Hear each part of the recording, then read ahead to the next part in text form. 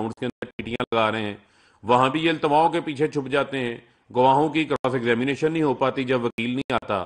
تو یہ ڈیلیئنگ ٹیکٹکس ہیں، یہ کیسز کو التوا کا شکار کرنا چاہتے ہیں. ایک طرف ٹرانسپیرنسی انٹرنیشنل کا کے اوپر مگرمچھ کے آنسو بہائیں گے، دوسری جانب جب وہ کہتے ہیں کہ عدالتی انصاف بہتر ہونا چاہیے تو اس میں سب سے بڑی رکاوٹ تو شہباز شریف کے کیسز ہیں. جب طاقتور کو ہاتھ پڑے گا تو میں سمجھتا ہوں کہ اس سے جو جسٹس انصاف کا جو نظام ہے وہ اور مضبوط ہوگا اور تگڑا ہوگا. انہوں نے کہتے ہیں کہ دہلی کی کرپشن نہیں کی تو کیوں التوائیں لیتے ہیں؟ 6 قسم کی درخواستیں انہوں نے جو ہے وہ دائر کر دی پچھلی ہیئرنگ کے اندر تاکہ کیس کو ڈیلے کیا جائے. 18 فروری کو فرد جرم عائد ہونی تھی، آج 28 مارچ کو دوبارہ تاریخ تھی، آج پھر فرد جرم عائد ہونی تھی.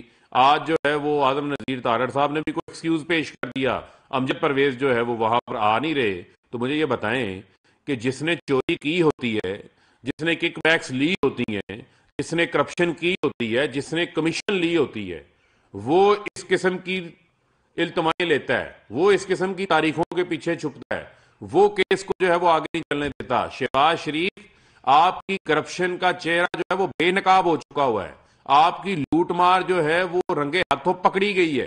اب مزید جو ہے وہ ایک دہلی کی کرپشن نہ کرنے کا جو ہے وہ ڈھونگ مچانا چھوڑیں اور ایف آئی اے کی عدالت کے سامنے پیش ہوں.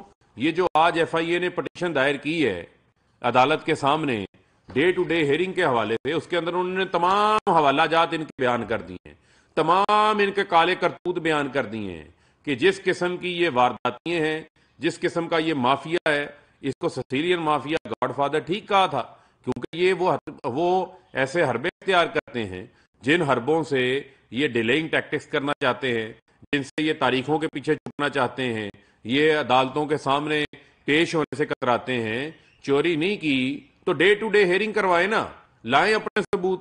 وہ سلمان شہباز جو کہ جس نے جعلی اکاؤنٹوں کا جو گرو ہے، جو جعلی اکاؤنٹوں کا جو ہے وہ بادشاہ بنا ہوا ہے، جس نے یہ سارے بے نامی اکاؤنٹس بنا کر آپ کو فائدہ پہنچایا شہباز شریف کو، کیونکہ شہباز شریف نے تو بطور وزیر اعلیٰ سلمان شہباز، حمزہ شہباز کو لوٹ مار کی کھلی چھوٹ دی ہوئی تھی کہ آپ لوٹتے رہو، میرے اقتدار کا جو ہے وہ آپ ناجائز فائدہ اٹھاتے رہو. یہاں پر میں سوال پوچھتا ہوں، مجھے بتائیں، مجھے کوئی ایک مثال دے دیں، کسی غریب کے اکاؤنٹ میں 4 ارب آیا کبھی 2 ارب آیا ہے، کبھی 1 ارب آیا ہے؟ اس کے اکاؤنٹ میں تو نہیں آتا، لیکن رمضان شوگر مل کے ملازمین کے اکاؤنٹس کے اندر آ جاتا ہے. تو لہٰذا مجھے لگتا ہے کہ سب کو رمضان شوگر مل کا ملازم بنا دینا چاہیے تاکہ لوگ سارے ارب پتی ہو جائیں. جس قسم کا مذاق، جس قسم کا فراڈ انہوں نے کیا، ان کا نام تو جو ہے وہ فراڈیوں کی گینز بک ورلڈ ریکارڈ کے اندر جو ہے وہ آنا چاہیے شہباز شریف کا. شہباز شریف تو مسٹر فراڈی نمبر 1 ہے. آصف علی زرداری کو بھی پیچھے چھوڑ گئے ہیں جنہوں نے سڑکوں کے اوپر ان کو گھسیٹنا تھا. میرا یہ عدالت سے بھی استدعا ہے کہ جو یہ ایف آئی اے کی ڈے ٹو ڈے ہیئرنگ کی پٹیشن دائر ہوئی ہے، ہم ریپیٹڈلی یہ بات کرتے آئے ہیں کہ انصاف ہوتا ہوا نظر آنا چاہیے. Justice delayed is justice denied. طاقتور کو قانون کا خوف پیدا ہونا چاہیے.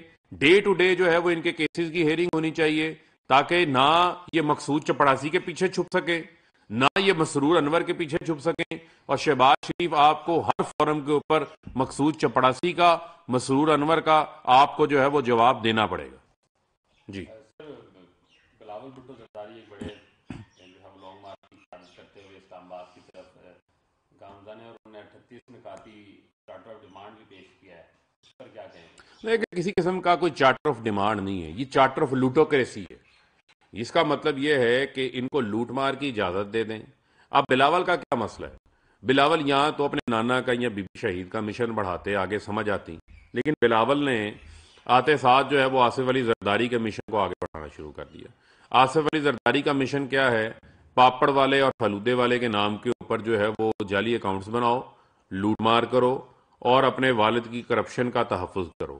مجھے یہ بتائیں، انہوں نے ہم سے 3.5 سالہ کارکردگی کا حساب لینا ہے تو بلال آپ اپنی 14 سالہ سندھ حکومت کا تو حساب دیں، جس میں سے 5 سال آپ کے پاس وفاق میں بھی حکومت تھی، صوبے میں بھی حکومت تھی.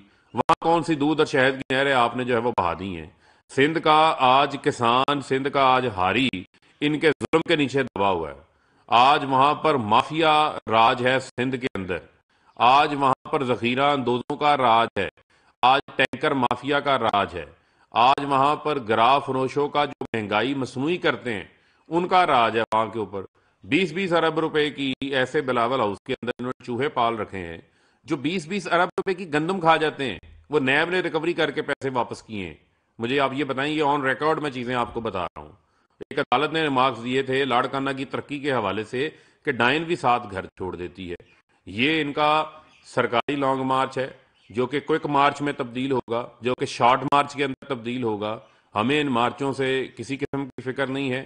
پاکستان تحریک انصاف جو ہے وہ سندھ کی عوام کی آواز بن کے, ان کی سندھ کے لوگوں کی محرومیاں ہیں, ان کو انہوں نے جنگل کا قانون نافذ کر رکھا ہے, انہوں نے ان کو پولیس اسٹیٹ کے ذریعے, تھانہ کلچر کے ذریعے دبا کے رکھا ہوا ہے. ان کو آزاد کروانے کے لیے, ان کی آواز بننے کے لیے پاکستان تحریک انصاف نے سندھ حقوق مارچ شروع کیا ہے, جس کو بڑی پذیرائی مل رہی ہے. آج اس کا 3را روز ہے. ہمارے وائس چیئرمین, ہمارے پارٹی کے سیکرٹری جنرل اسد عمر, شاہ محمود قریشی, علی زیدی وہاں پہ موجود ہیں. ہماری پارٹی کے ممبران صوبائی اسمبلی, قومی اسمبلی وہاں پہ موجود ہے اور بھرپور طریقے سے موبلائزیشن کر رہی ہے. ان کو بہت جلد جو ہے وہ سندھ کی عوام سے بھی جو ہے وہ جواب ملنے والا ہے. یہ سندھ کی فکر کریں, وفاق کی فکر چھوڑیں. جو آج خطاب ہونا اس پہ کیا کہیں گے, کیا خاص نکات ہیں, کیا مہنگائی, کیا واقعی دیکھیں, وزیر اعظم صاحب کا جو عوام سے خطاب ہوگا وہ میں سمجھتا ہوں کہ عوامی امنگوں کی ترجمانی کرے گا. اس میں جو عوام کو درپیش مسائل ہیں اس کے اوپر بات ہوگی, اور عالمی سطح کے اوپر جو چیلنجز ہیں اس کے اوپر بات ہوگی. پاکستان کو خارجہ سطح کے اوپر پاکستان, میں سمجھتا ہوں کہ پاکستان نے اپنی ایک جو سپیس ہے اس میں اضافہ کیا ہے. پاکستان کی جو ایکسیپٹیبلٹی ہے اس کے اندر جو ہے وہ اضافہ ہوا ہے. تو پرائم منسٹر صاحب اس کے اوپر عوام کو اعتماد میں بھی لیں گے اور ان کی آسانی کے حوالے سے بہت سارے ایسے اعلانات بھی کریں گے جس سے میں سمجھتا ہوں کہ عوام کو بہت زیادہ ایک ریلیف ملے گا. بہت شکریہ. وزیر مملکت اطلاعات و نشریات فاروق حبیب اسلام آباد میں نیوز کانفرنس کر رہے تھے. انہوں نے کہا کہ اقتدار کے 10 سالوں میں پاکستان